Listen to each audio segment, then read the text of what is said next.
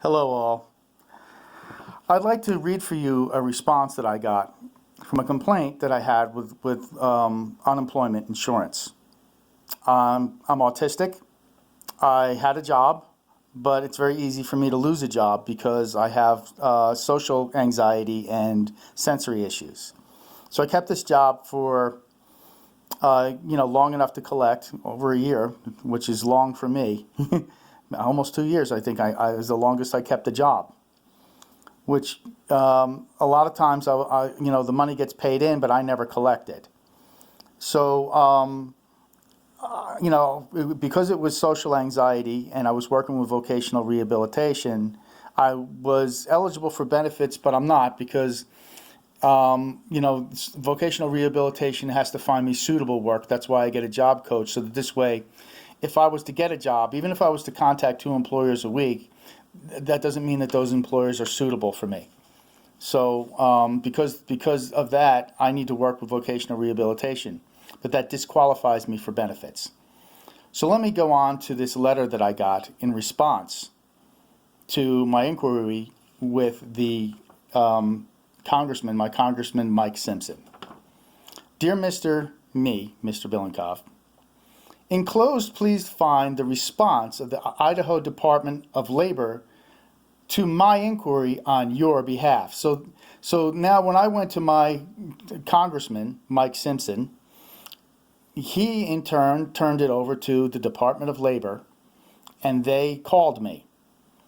But here's the next line. I am glad to have had the opportunity to be of service in this matter. Okay. And I hope you will find this information useful. So he's basically saying my representative that represents me in Congress said that he's glad that he was able to be of service to me, or having the opportunity to be of service to me in this manner. But really what he did was he handed it off to the Department of Labor and didn't listen to me at all. And then telling me, I hope you find this information useful, basically saying to me, but you're beat. Once again, thank you for entrusting me to represent you in this important matter. I entrusted him to represent me in the matter. He didn't represent me. What he did was he handed it off to the Department of Labor. That's not representing me. That's handing it off to somebody else. If you have questions or comments on this or other matters of importance to you, please do not hesitate to contact me, which I did, and I got a phone call back, which I'll get into in a minute. So Idaho wrote me back with this nice letter that's basically the correspondence of the Department of Labor. Here we have, this was written from the Department of Labor, Jenny Riviere, Director. Dear Congressman Simpson, thank you for allowing me to respond to your recent correspondence regarding Mitchell Bilenkoff and his concerns. So Mike Simpson handed it off to the Department of Labor. Now listen to this. We are constantly reviewing Idaho statutes, that's laws, and administrative rules to make sure they are fair and equitable to all Idahoans, and also take into account any barriers or disabilities an individual may have. Okay, sounds good. This is what you're supposed to do, right? Here it comes. However, now this is really strange. A primary goal of unemployment insurance program is to provide temporary financial assistance to unemployed workers in order to assist them in returning to work. Well, first of all, that statement doesn't make sense because it's not to assist me to get back to work. It's to help me when I'm between jobs because I lost a position. It has nothing to do with assisting me to get new work. For this reason, claimants who are not returning to their employment are required to seek work. So they're not assisting me. They're telling me that we're requiring you to assist yourself. Which, okay, I can understand that. Our current work search requirements So they're assisting me by requiring me to do a work search. This is how they're assisting me. And they're listed in Idaho statutes and administrative rule. I know. I'm trying to tell you that the rules aren't working for me here. That's why I wanted Mike Simpson to intercede for me, which he basically got the letter back and said, I hope this information is useful to you. Okay, so personal eligibility conditions. The personal eligibility conditions of a benefit claimant are that during the whole of any week with respect to which he claims benefits or credit to his waiting period, the claimant was able to work. Okay, so we look at this. I was able to work, but I'm not, I'm not going to. I'm able to work because vocational rehabilitation said that I'm able to work. Available for suitable work. Well, yes, I would be, but vocational rehabilitation is helping me to find suitable work. So I'm able to work. I have the ability, but I have to find available suitable work, which is why I'm working with vocational rehabilitation. And seeking work. Well, if I went to vocational rehabilitation, I'm actually seeking work. But their definition is to make me go and contact 2 people a week that might not be suitable for me to go find work. So it might take me a little bit longer. And maybe you'd say, well, I'm not able to work because I haven't found the employer out there. Well, that's why I went to vocational rehabilitation. So even if that's the case, this sentence here, we're always reviewing Idaho statutes and administrative rules to make sure they are fair and equitable to all Idahoans, and also to take into account any barriers or disabilities. This right here is not taking into account my disability because I have social anxiety and I don't know whether or not I'm going to be able to secure a job I can keep or suitable work. So it is not taking that into consideration, but telling me that, however, here are the rules. Well, if you're constantly reviewing the statutes, then there's something wrong with the rules. Am I right? So, Rules of Benefits Bureau, blah, blah, blah, 09.01.30.575.09.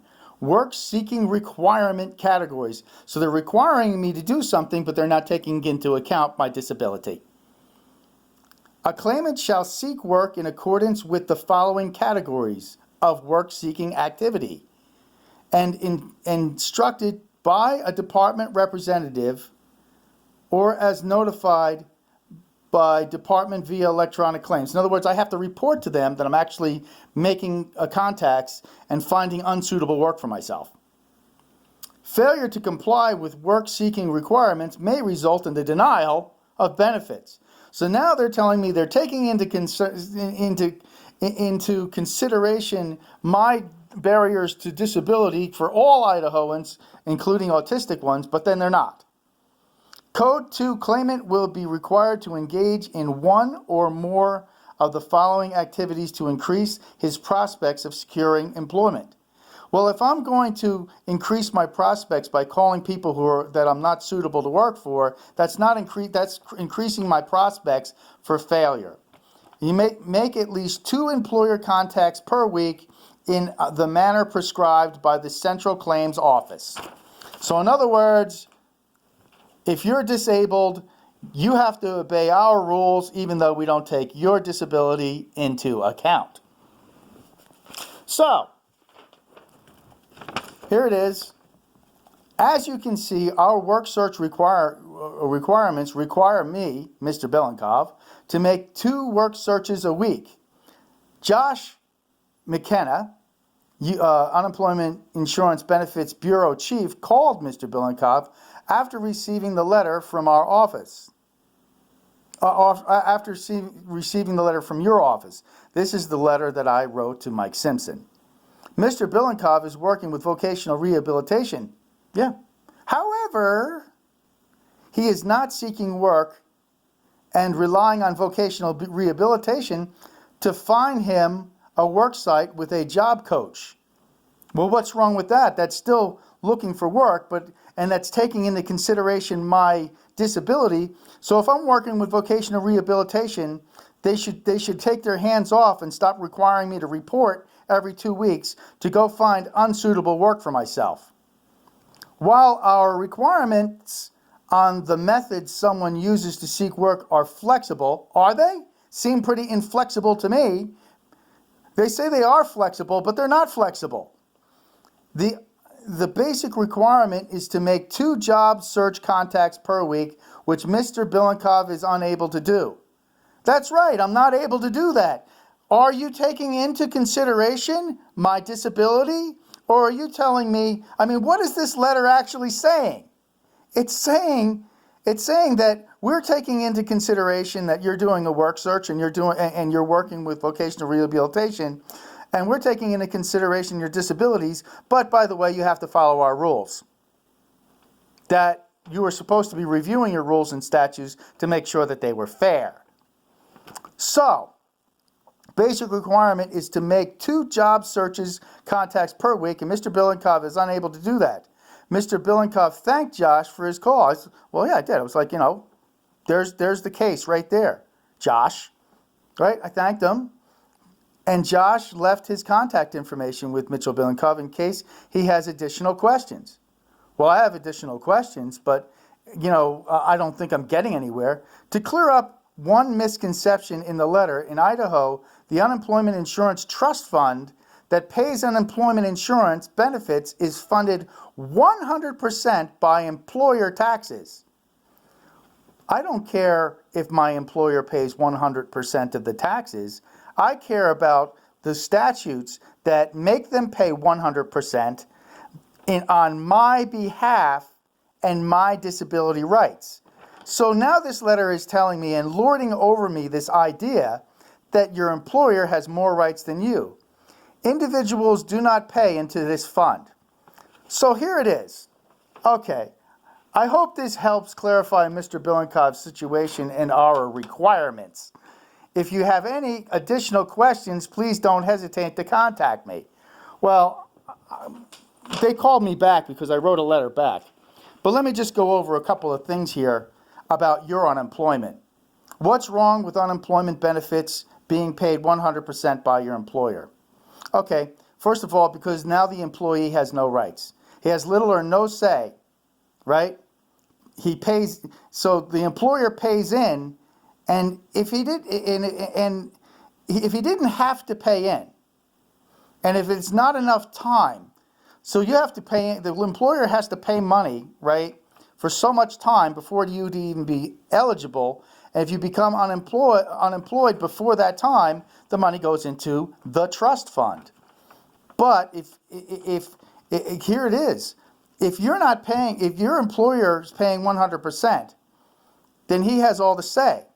But remember that he's also paying you. So it's on your behalf, but now your rights are taken away because supposedly he pays 100%. But if he only had to pay 50%, just like, other things like, Social Security and these things, you pay, the employer pays half, you pay half. But now they've taken your rights away because you don't pay your half. But if they don't have to pay 50%, you could be paid that 50% and then pay that 50% in. Or you could get a raise because you're the employee and it affects you directly. And it takes away your rights. So I believe it should be illegal for them, first of all, to take away your rights by saying that they pay 100% when they full well know that affects the employee. So basically, this law was written so that you're disenfranchised. So all the money paid in goes to a trust fund. The employer pays 100%, but if that was not required, the employee potentially could be paid more. What if the employer paid 50% and gave the other 50% to the employee to put towards unemployment benefits? Then he would have some say, right? Well, let me talk about this for half a second, because it seems to me like what I asked for was them to change the rules for people like me that can't keep a job for a long time. that I would be able to opt out, and that I would be able to work something out between my employer, that, that those monies that you pay into the fund, and they want everybody to pay into the fund, but there's a middleman here, right? And so now there's all these bureaucrats that are in charge of this big pool of money, just like Social Security that they robbed, right? So that this way they can pay out benefits and hand it out to people individually. So the government's got their hand in your till all the time anyway. And by the way, I would rather them, instead of pay that money, set up a savings account. Every week, a certain amount comes out of my check. Doesn't go to the government. It goes into a trust fund in my name. And upon my leaving, even if I work for 2 weeks, all the money that I paid in, okay, I get back. Right? Because if I work for a certain amount of time, and then I lose my job just before my benefits kick in, all that money goes into some government agency somewhere where any politician can say, well, there's administration fees and red tape here. And they can tell you that, oh, well, 100% here. Oh, gee, they really made the law good for you. See? I'd rather, at the end of 2 years, if I paid in enough money, I would be able to use that money to secure that in case I lose my job, that I might be able to get another one. And saying, yeah, but how does that protect you? Well, I'm not being protected because I'm losing jobs and I've been paying in more money than anybody else over the years because I've had 80 different jobs. Okay? What I'd rather, and that there's a safety net out there called, welfare and food stamps. So, so it's a shell game. So the money's now being put into unemployment when it could be put into the welfare program. Okay, which they have their own work requirements or whatever they are, which basically, in that case, I would want rights also, because I wouldn't want to have welfare say, well, you got to contact 2 employees a week when you have, and basically, with what I heard is that requirement is lifted if you're working with vocational rehabilitation. So if it's lifted for welfare, why isn't it lifted for unemployment? Because they set it up so that it looks like they pay 100%. Do you understand? So what's happening to you as an American citizen, whether you have autism or not, is basically your money is being taken out of your check every week and going who knows where, and you have no rights. And it's not coming out of your check. It's coming out of your employer's check, but it is coming out of you, because ultimately you're the employee and you could be paid more if they didn't have to pay that much for you. So just because it's coming, it's a shell game. It's all a shell game. So the money in the budget goes towards an expense for unemployment insurance for such and so employee. Well, it's still in my employee's name. I'm the employee. It's being paid on my behalf, but I'm being paid. I'm working for them. And so if they didn't have to pay that, that's more that they could pay me, and then I could pay in. So you see how unfair this system is? Now I say scrap it, because I think or either that, or people should say I opt out. Because now if I'm paying 50%, I have some sort of say, but they mandate you to pay it. They mandate you to pay it. So think about it, American people. If you want to change something, you're going to have to petition, and you're going to have to really look at, and this took me some time to figure out. You're going to really have to look at how your laws don't benefit you. Have a nice day.